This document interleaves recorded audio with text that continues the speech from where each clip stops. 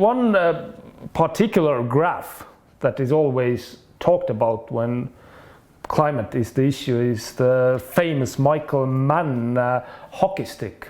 The graph is phony, and that's been demonstrated by many, many people. It's even different from the first IPCC graphs. It's a graph of temperature versus time since about the year, about the year zero, from the time of Christ to today. And what it shows is absolutely no change of temperature until the 20th century, when it shoots up like the blade of a hockey stick. So that's why it's called the hockey stick curve. So the long, flat part of the hockey stick is the unchanging temperature. But that was not in the first IPCC report. The first IPCC report showed that it was much warmer in Northern Europe and United States, North America in the year 1000 than it is today. There really was a medieval warm period, which was what allowed the Norse to settle in Greenland and have a century or two of successful agriculture there. It's never gotten that warm again since. It may happen, but the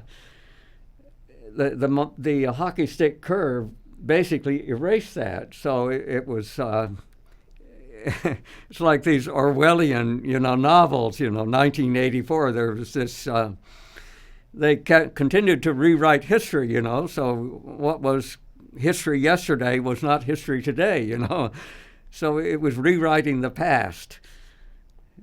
There clearly was a warm period. There's evidence from all around the globe that it was much warmer in the year 1000 than today. We still have not gotten as warm as it was then.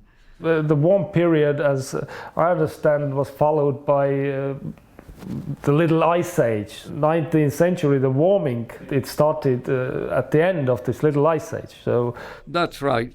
That's right. For example, that's very clear if you come to Alaska and look at the Alaska glaciers. In particular, there's a famous glacier bay in Alaska, which was filled with glaciers in the year 1790, when it was first mapped by the British Captain Vancouver.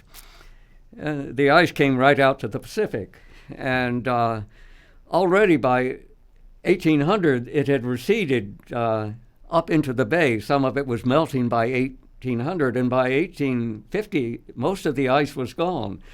I'm talking about the 1800s, not the 1900s, not the present time. So it's pretty clear from Glacier Bay that the warming began around the year 1800, and it's just been steadily warming since then. Join the fight to defend our freedoms. Follow Freedom Research on X.